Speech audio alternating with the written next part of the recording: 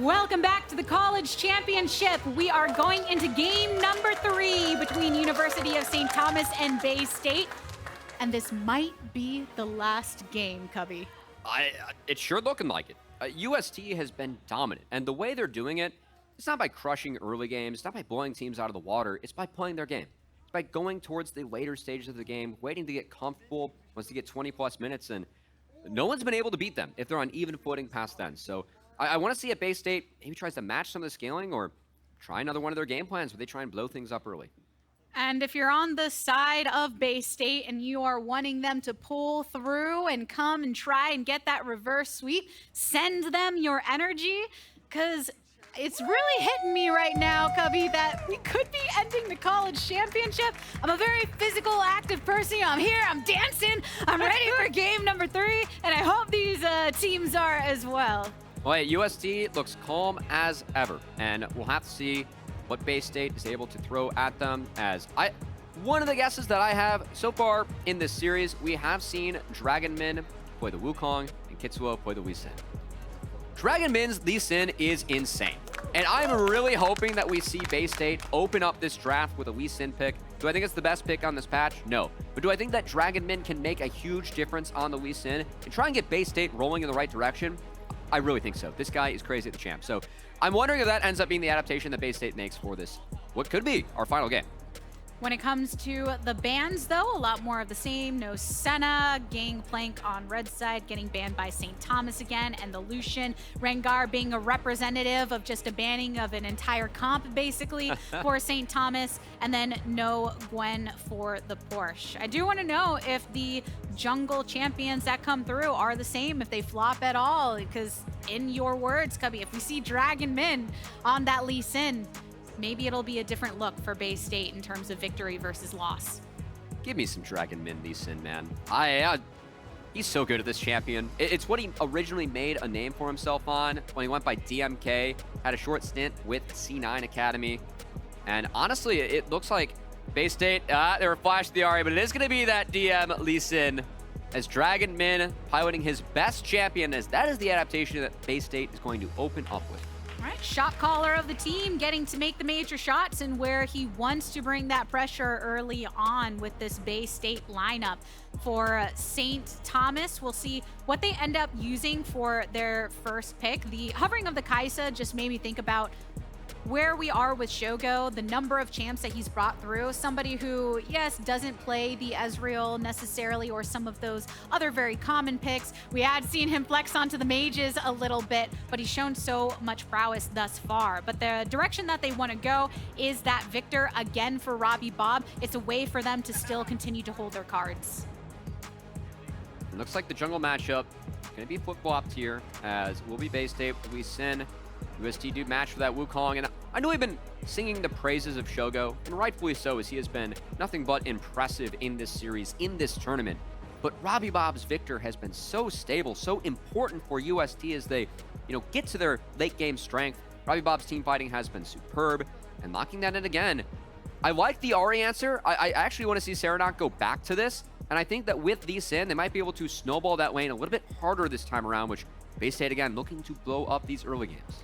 There were moments in that last game where Seranok on the Ahri did try to go towards some of those other lanes to have an impact, but yes, it didn't quite work out in the way that they wanted to. So with that Lee Sin, potentially something that they can rely upon a bit more, especially as somebody who's been described as a rock of this team.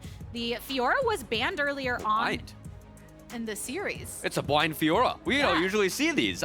I think it's something that we've seen a couple Academy players do it on 12-10, as we did have Academy kick off this past week, but not on this patch. As, again, Bay State could be their final game. Seems like they're going to a little bit of comfort here, as we will see if St. Thomas decides to counter. As, oh boy, it's looking like we could have the Viego jungle and the Wukong actually going at the top lane for Porsche. Resets were a very prominent part of conversation when Viego was coming through in the quarterfinals and did finally eventually make a bit of an appearance during the semifinals as well. So we are getting some switch ups in terms of the drafts from both sides.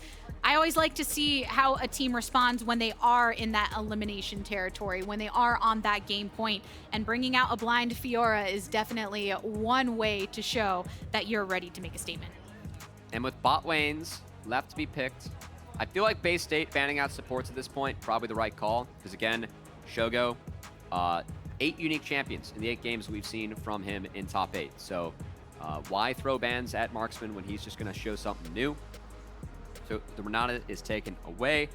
I will say if University of St. Thomas, okay, they take away the Ezreal. I was going to say if they take away the Kaisa as well, I would consider it a Kalista ban.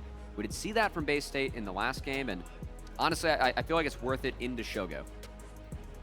That's a very difficult decision. He hasn't played it yet, too, you know. Yeah, that's true. Yeah. And if he is wanting to keep up with versatility and champions, then maybe he has an inkling to go in that direction. I haven't played this yet. Maybe I should do that this time around. So the Tahm Kench being banned away here from Bay State, the continuation of the focus on that support position rather than targeting the bot laners themselves. They know that St. Thomas like to have, front-to-back team fighting or any of the scaling comms, so they didn't want that Tahm Kench to be able to keep someone protected. I expect St. Thomas to lock in their marksman here. Save that support counter pick for the side of Chookies. And guess what? A 9th champion here for Shogo, and it is that Kalista. Kalista. I still remember when she was released in League of Legends. One of my favorite champs from back in the day, so like to see her played and like to see Shogo continuing with that versatility and trying to show dominance in a very different fashion. I also like the fact that you have that last pick support. Kalista does open up more supports to be played, so curious to see if Chookies takes advantage of that. Whereas Bay State still committing to that team fight and that early game prowess, that misfortune, the ability to drop that slow, drop that bullet time as well. Now combining that with the Nautilus, these are big team fight ultimates that Bay State can use to try and snowball the game early. I will say, I would love the Braum here from Chookies. I think it actually pairs really well with Kalista. You can use it to beat Nautilus. It would lack a little bit of main engage then on the side of St. Thomas, but I feel like it would be a very good pick into both Misfortune and Nautilus. Braum brings a lot of value to the table. So... Oh, we got a fan favorite. Yep. Braum is one of the more common, I think, ever since Kalista came through, very commonly paired with her. The Nasus, though, there are a lot of good highlights out of there from getting thrown in, and you can hear the reaction from the crowd. But in the end, we're in a championship, and I don't think they wanted to take something of that risk. I just like getting the crowd going. Yeah, you got to do the hovers for the fans. Go Nasus, All right, love to hear it. Love it. But I do love the Braum coming through in real talk. Yes, no, Braum against Misfortune, Nautilus, you get so much value out of that pick. You can cancel Misfortune's ultimate with the Braum ult. Of course, Unbreakable, which mitigates a lot of that damage. Nautilus, you can kind of catch the engage and provide a lot of good peel. And also with Kalista, now you can get thrown into the enemy team. So all of a sudden, that ultimate, that Glacial Fissure, it goes from being a peel tool to a main engage tool when Kalista can launch you into the enemy team. You can reach way into that back line if you need to, or really wherever you want to throw that Glacial Fissure down. So St. Thomas solidifying their draft there. Bay State facing them on the other side. Lives on the line here in this championship. So we talked a bit about the specifics of these drafts, though. I'm going to ask you for maybe the last time, Cubby. Where are you leaning? Bay State, they don't have enough. It's got to be UST. I think that the flex of the Wukong top to match that Fiora, it's a good matchup for Wukong. And I guess worth noting, we've already seen Porsche's Gangplank in this tournament. Other champ that he made his name for early on in his career was the Wukong. He is a historical Wukong player. So I think the fact that he gets it in a good matchup, utilizing the flexibility and some unique strengths of the players, again, UST give themselves an advantage on match point. Match point indeed, Cubby. Match point indeed. Nice I was hoping it was a UST chant. I was waiting to hear a little TSM action, though. Maybe. Oh, boy. Oh, lots of meeting here, though, in the bot side. Red line right through. The job to follow. First blood already drawn. Dragonmin on the Lee Sin draws the blood. And there was no Braum. Braum is one of the strongest champions, level 1, but Chookies not joining the team to try and avoid that rush in Bay State. They're going to start the game with a freebie. So we've seen this before from Bay State, starting off with first blood, and Now we'll have to see how they can capitalize upon it. If you're looking over to UST's side, because it was such a quick engage, no summoners really blown there. They still have a lot of that escapability. Yeah, I will say Bay State definitely got good level 1 practice yesterday against Converse, as Converse all ended up level 1 in like 3 out of the 4 games. So, hey, maybe Bay State. Seranok did start Charm. Well worth it, I think, to start with this first blood, but we'll make the lane a little bit harder early. We'll see if RobbyBob can utilize that to get pushed, as we do see Robbie trading early, and yeah, Charm catches a minion. Robbie wins out. It is good for Seranok that at least that level 1 did work out, because if you do bring Charm and it doesn't, then you do lose some of that advantage. But right now, just hoping to buy that time until he can level up in the XP to get an easier time with this clear against RobbyBob. And I think we'd be ashamed to not bring up the bot lane, given how the first couple of matchups did start. I say that. One quick note about top lane. Bejjaniii did pull that wave, so it looks like Porsche did miss one of the melee creeps. That does delay level 2. So a nice start from the Fiora, punishing the fact that Wukong's at leash. Now for this bot lane, Kalista, Braum, if a Winter's Bite lands, it is so easy to stack things up with the Kalista, and I want to see Chookies position outside the wave to really try and pressure as they utilize that early level 2. Winter's Bite does go wide, but that's a lot of health now missing from Swordblue. And the way that you can control the movement from the side of UST's bot lane, because as soon as you start to get those spears in, you get hit, you're worried about the rend and the damage, and Nautilus takes a bit of time before he becomes that true tanky form. Right now, the junglers making an early presence here in the mid lane, slicing through. Kitzuo to help out RobbyBob and answer here with Seranok. I love the preemptive flash from Kitzuo as well, as I honestly just walked mid, picked up a kill for his mid laner, gets to walk out, continue his clear, even spots Dragonmin. A really good start and recovery here for UST is Kitzuo answering back the first blood of Dragonmin, gets on the board himself.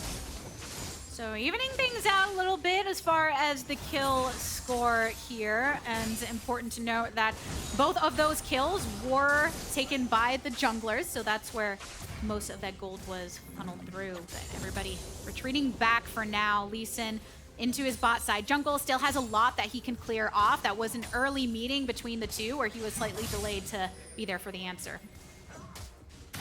Both junglers are now on the bot side. I think it is worth noting. It does look like SophistSage and Swordblue were forced to base early as they are sprinting back to lane. It was pretty heavy trading there, but we'll see how that affects the bot lane Crab, as it does look like Nautilus rotating up. We'll proc that, but now Chookies does spot out Naut. Into the face of Chookies. That's the stun for the concussive blows, bringing down the Make It Rain, the charm to follow onto Chookies, who has to flash over the wall. Getting a few spears into Dragonmin means that he has to hop away. Exhaust onto Shogo, flashes away. Dragonmin fairly deep, gets slain by Shogo. The Ren is pretty good. Shogo still trying to fire through, but SophistSage going way into the back lane. Seranok, he is on the retreat right now, but is 2 traded for 1 thus far. The Make It Rain gets some additional damage onto Chookies, but he can escape. Kitzuo also marked down fairly low. Gonna get another one. It's an equal trade. Kitzuo finally following when in that Nautilus form. And I know that we've really sung the praises of Shogo in this series, but I think Chookies played that fantastic, as he was so low on the Braum, but the fact that he was able to stay safe over the walls, get a couple autos and Winter's Bites off to make sure that the passive could proc. Braum is so powerful in the skirmishes. The fact that Chookies was able to stay alive, stick around, I think really helped this team get an advantage in that skirmish. Porsche getting rocked a little bit in the top lane, though, by Bejjaniii with the CS lead, having pushed this forward. Dragonmin has rotated up as well as Kitzuo. Dragonmin spotted on that ward, which means Kitzuo comes through with the Harrowed Path. And Porsche still some protection directly under this tower right now. A little bit of a wave, and the jungler presence was just enough to keep them pushed off. And Kitzuo, opting to not have this Wukong, instead have this Viego in the draft, flexing this Wukong top. That is a Blade of the Ruin King rush on Viego from the looks of things. It doesn't have it yet, but 3-1-1 Kitzuo, the leader, the voice of this team in comms. He is set up for success in this game on the Viego. I really want to see what he can do with it into Dragonmin's signature Lee Sin. Throughout the college championship, one of the strengths of some of the top performing teams is that flexibility in draft because of those picks like Wukong and what it really opens up for them, which historically wasn't always the case in some of the earlier times of Collegiate where it was still getting established. Now a lot of these players having a lot of experience under them or that motivation to diversify their pools working out for UST. That top lane matchup, though, really nice trade from Bejjaniii. Again, showing why this Fiora was blinded. As it does get forced low. We will keep on seeing handshakes there as first dragon has been big for each of these teams throughout the tournament. And with that bot lane priority from Shogo and Chookies, it looks like they're going to utilize that, take the first dragon for themselves. Exactly. A base state directly on it now. Dragonmin in the vicinity. Make it rain onto Kitzuo's head. Red line to follow. Tries to escape. Has some shielding on him because of the Guardian. And Chookies right now lands the Q onto Swordblue. But right there in the back of the pit, Shogo goes down. Chookies retreating. Did not have flash available. Nothing else either. Bay State comes out with 3 kills in that engage. And a huge, much-needed play for the side of Bay State as they are still the ones that have that stronger early game composition. The Ahri is level 6. Ahri is online, and the fact that they were able to collapse on UST, who were low from the Dragon, isolate them one by one and take them down. Bay State, they take that gold lead right from UST, and they stack up that 1K gold lead for themselves. Gold lead for Bay State, still first dragon for UST that they were able to grab and come out with the objective. And RobbyBob just doesn't move. He's not really able to move against the Ahri, who does have that experience advantage. And Kitzuo, Shogo's Chookies kind of abandoned Kitzuo. And all of a sudden he goes down. The bot lane of UST is split. And another mistake from the UST bot lane. Keep in mind, they did get behind at the very start of last game. Bay State able to utilize the comp they have strong early to punish and give themselves a leg to stand on. Lots of pings now over towards this top side with Rift Herald currently spawning. Bay State keeping their eyes on it. Everyone is here except for Bejjaniii, who is walking upwards. Kitzuo rooted in response to targeting Seranok here. The Ease from Misfortune continuously zoning off Fate's Call. Shogo bringing Chookies back right under the tower. All the while, though, Porsche coming down towards the river once more, sinking around with the Cyclone. Got the exhaust on him as well. SophistSage right immediately on top of the damage falling. The bot lane completely eliminated at the hands of RobbyBob. Now it's UST that can go towards that Rift Herald. And what a split from the solo laners of UST as Porsche casting that ult, chunking out Dragonmin. Dragonmin didn't have level 6 for that fight. In fact, he was level 5. Porsche instantly goes on him. They isolate the bot lane of Bay State, who end up falling in a play, again, that looked like it was going in the way of Bay State. Looked like they were going to be able to utilize the chunk they had on Kitzuo, take that Rift Herald for themselves. UST, they bounce back, and they're able to take the monster objective. And Bay State did commit to that play fairly quickly, which is what you want to see, them all standing behind the same decision. It's just UST did the same exact thing in their willingness to scrap it out and fight. So now they've taken back the gold for themselves, and they have that Rift Herald in Kitzuo's pocket when he decides to drop it down. Everybody else right now in the bot lane, because Seranok has rotated through to see if they can collapse and take advantage of this wave pushing on down. Dredgeline onto 1. The ultimate from SophistSage gets a decent amount of damage onto Chookies, but that's a lot of aggro. That's a lot of return right now. Swordblue taken out of it, and Porsche rotating down as well. Stun up onto Seranok. Cannot escape. No flash for him to use. SophistSage getting slowed down. Uses the E to create some distance. Can't save his life, though. Dragonmin here on the climb.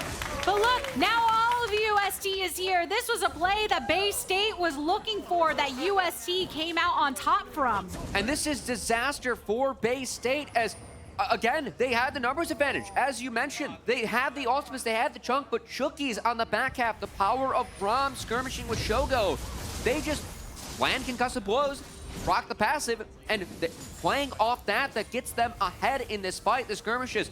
While this is going on, Dragonmin, he's still going for the hills. All right, he's out. Easy. RobbyBob said, what you doing here? Well, why are you here? I've got an ult that I can use to get you away. So Dragonmin now just going to back off. All of these dredge lines from Swordblue have been hitting. Gets the Riptide for the additional follow-up damage. Very low mana for Chookies, so he can't really throw anything up, but can just walk it out. But that's still a win from Bay State right here, just to be able to clear them and push them back and give them a moment to breathe. Yeah, honestly, a moment for us to breathe, too. I say that, but UST, they drop Shelly mid, and that's going to be first brick in favor of RobbyBob and UST again on match point.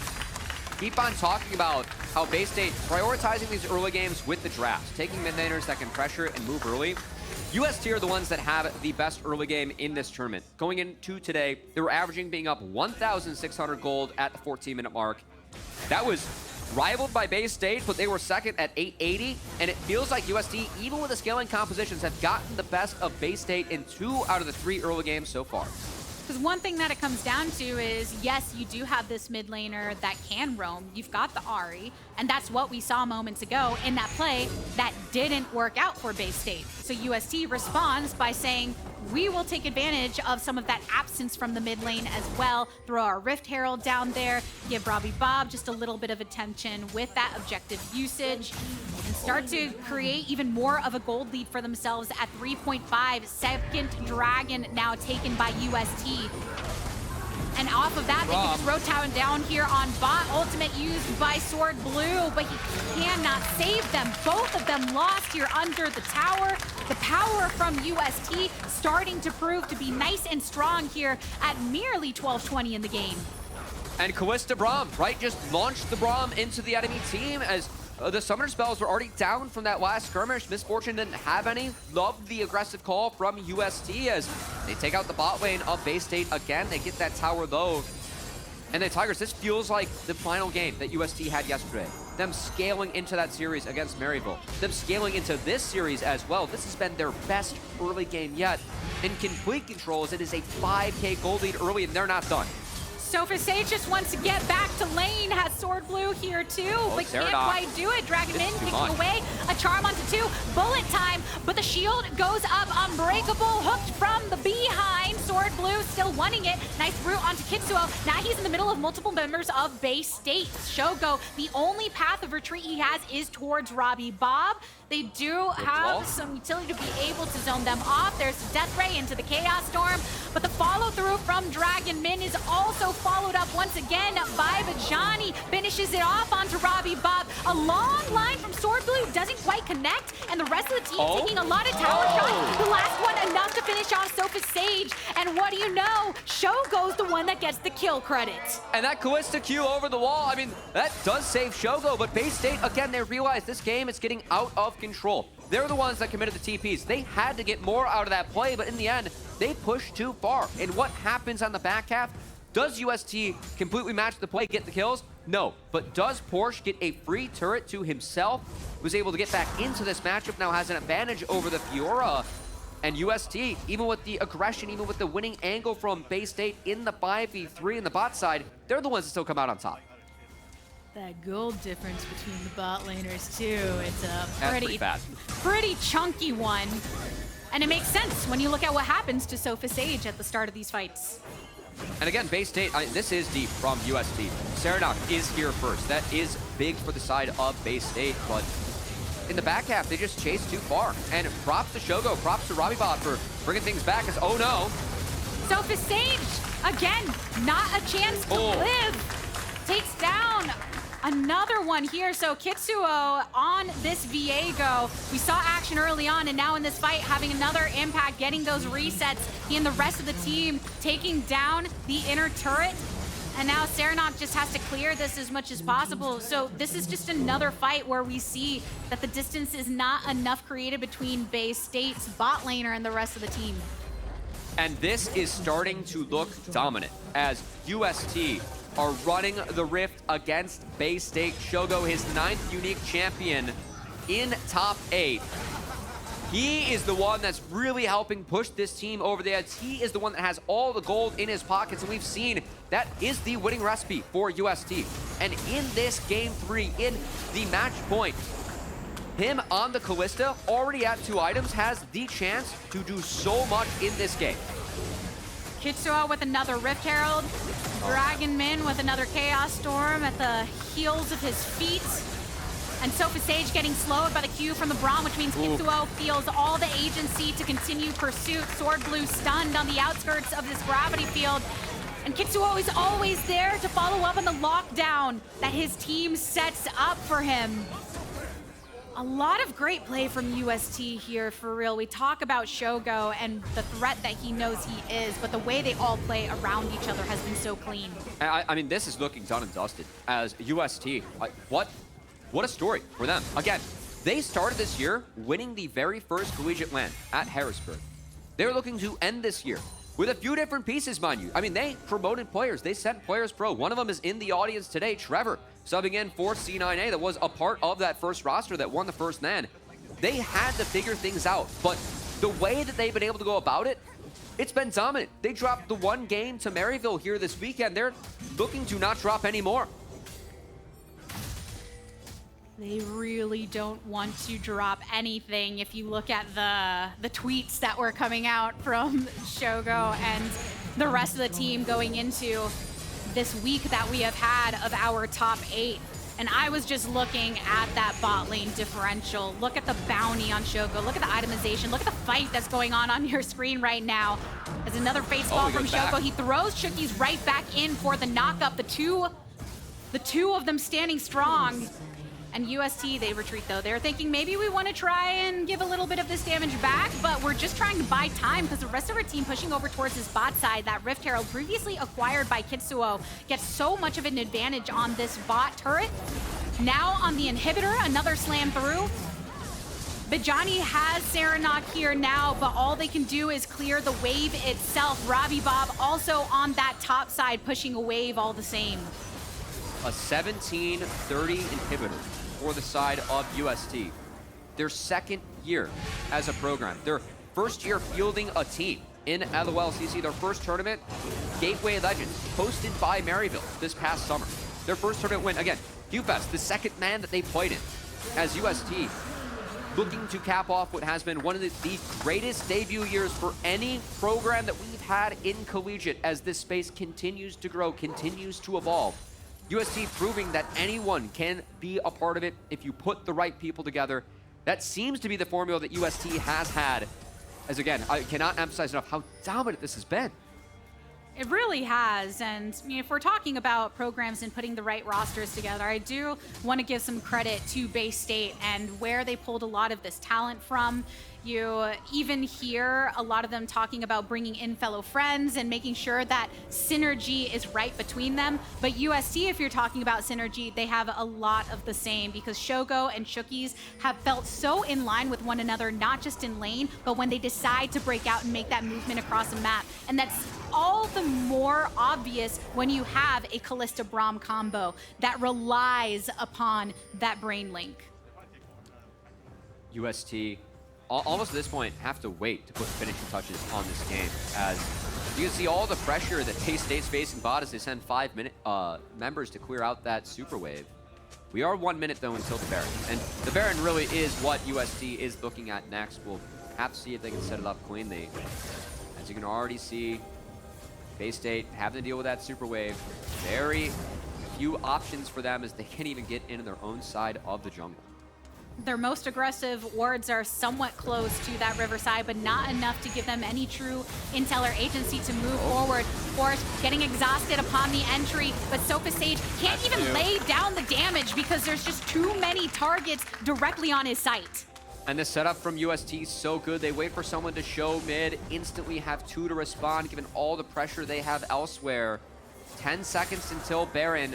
UST, though, they're not looking at it. They actually just want to end the game. They're TP and bot. Yep, 10 seconds on Baron, 10K gold in their pocket. They feel like they can take this fight. They feel like they can take this tower. That's exactly what they're doing with the super pushing up. Swordblue has to try and heal within the fountain itself. It's a final stand here from Bay State for a moment, but okay, UST, as soon as everybody comes back on through, they decide to back off. We have other inhibitors that we can take. There's a turret right here. Teleport coming through from Bay State to try to go for the collapse. UST have a feeling things are a little too quiet, so Bejjaniii, they finally see Seranok. Spear rushing on forward. Chookies coming on through with a charm. Bullet time right over the wall. Doesn't quite kill anybody just yet, but Chookies is soon to fall. Kitzuo gets the reset. He gets a few of these kills. That's 4 taken down from Bay State. Bejjaniii, despite getting the TP behind them, Bay State cannot make the play happen. University of St. Thomas, a new name to the scene, a new championship to be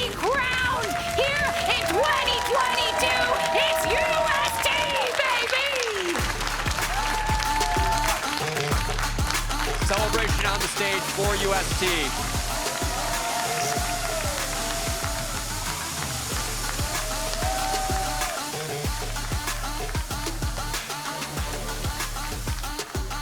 The joy we have seen from their faces coming into this weekend, coming from webcams for weeks before, trekking here to Los Angeles with so much to prove.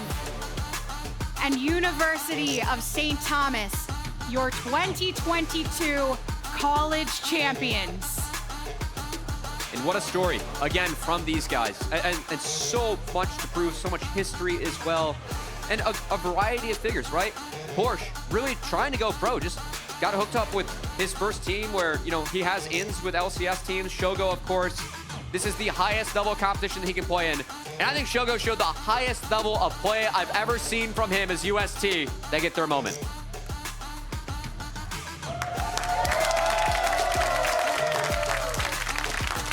Lift it nice and high, my friends. Lift it nice and high. It's been such a pleasure getting to see them play on the Rift, and you see even some of the supporting staff up there that have put in so much work. Getting to talk to them in the parking lot after some of these days, seeing them in the morning, hyping each other up on the outskirts of the studio.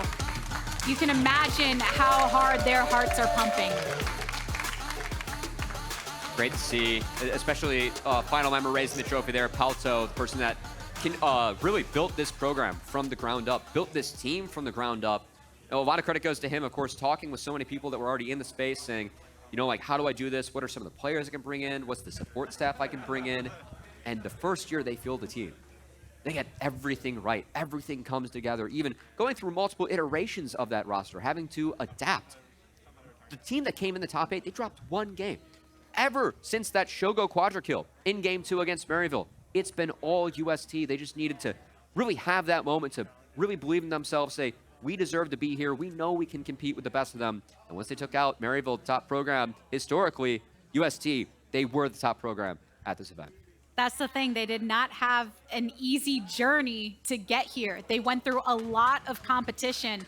And you have to have a unity in mind. You have to be on the same page, and hearing about the ways in which they have prepared for each individual matchup to keep themselves in a competitive state, it's been extremely impressive. And for those on the squad, because there are some that are looking to extend their careers into professional, this was a way to really add to their reels.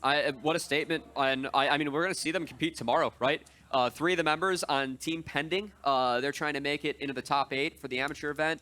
Porsche also already made it into the quarterfinals there. All these guys have champs queue, except for Shogo, as, again, Shogo, highest level competition that he can play in. And he proved that he deserves to play on the stage and more, I really feel like, with his play, as just crazy performance from him. Such a gnarly performance from him. And I'm sure that he has a lot of appreciation for his teammates too. I mean, you look at someone like Kitzuo, who we have seen through multiple years here in the college scene, getting to see him lift that trophy on the stage. I think for anyone who has been tracking college throughout the years, or even tuning in here for the first time this year, there's so much to look forward to with the futures of all of these players. Yeah, I mean, especially next year, you know, they're taking a conference, putting the top 32 schools that we have in the nation all in one league, which I know is huge, especially if you're like in those regions when you play Swiss bracket. If you're a really high-ranked team that has odds of making it here, you were playing a team of about iron and bronze players in the first round. With that league being the top 32 schools, that means that every single week you're going to have competitive matches. And that's something that's really exciting, you know, even for these guys, just playing at the higher level of competition. Like the fact they get to play the best teams they can. I know it's something that everyone's really looking forward to the next year of collegiate. And they had a lot of competition here today. I love seeing them on the stage. I mean, 2019 College Championship was the first thing that I got to work here in the studio. So it always brings some joy to my face. I know that you have competed in the college scene as well. Yeah. So I'm sure that you have a lot of great memories, and you've added just one more. Yeah, this was a blast. It meant a lot. I mean, when I was a student, I co-founded the program at Miami University, Ohio. We were the first D1 program in the nation. I have a lot of love for the people out there. And yeah, I mean, a lot of us wouldn't be here without our experiences in Collegiate League of Legends. Made our college experiences a lot better, and part of the reason that we're here now. So, yeah. 100%. It was such a pleasure getting to this was a cast with you, blast. Cubby. So many good times had today. To get some more perspective on this incredible victory for UST, we are joining Pastry Time on stage with Shogo and Kitzuo.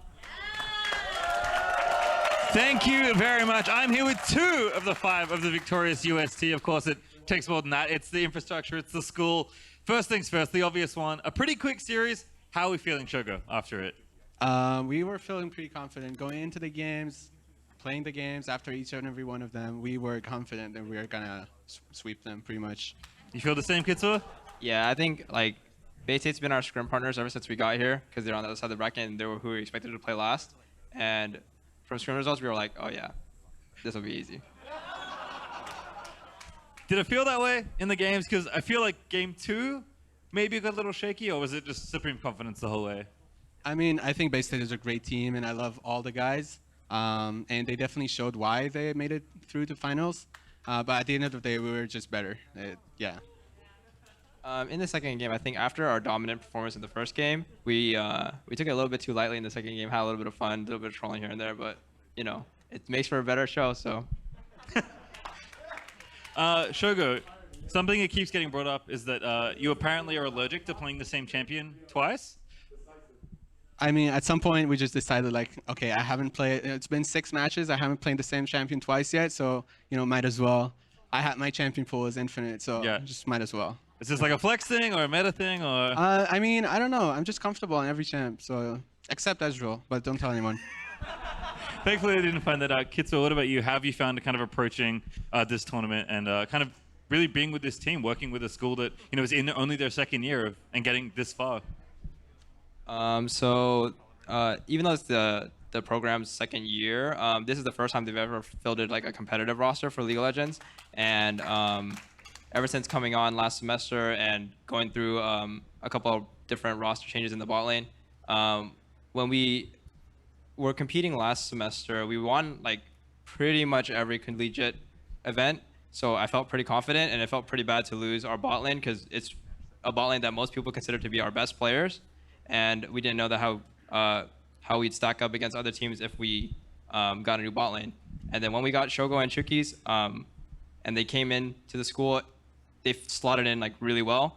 They fit the team environment. They fit the like how the team wanted to play. They really easily found themselves a way to integrate themselves into the ecosystem that we set up. So after like a couple of games with them, we knew like, okay, we'll take the championship this year. How do you feel, obviously being kind of the newer players joining a team? Obviously, it takes time to adapt to a new place. So even though he said this was a smooth sail, like me and Chookies joining in, it wasn't. But these guys made it a lot easier than it should have been. Because obviously joining a new team in the middle of the semester is kind of, or in the middle of the season is kind of rough. But these 3, alongside our director, coach, and manager, made it so easy. And I'm just happy we got to join them on the championship run. So looking forward now, obviously. This is done. School year, I think done. I'm very bad at understanding US college. What's next for UST? So this is pretty much it for us for this this season.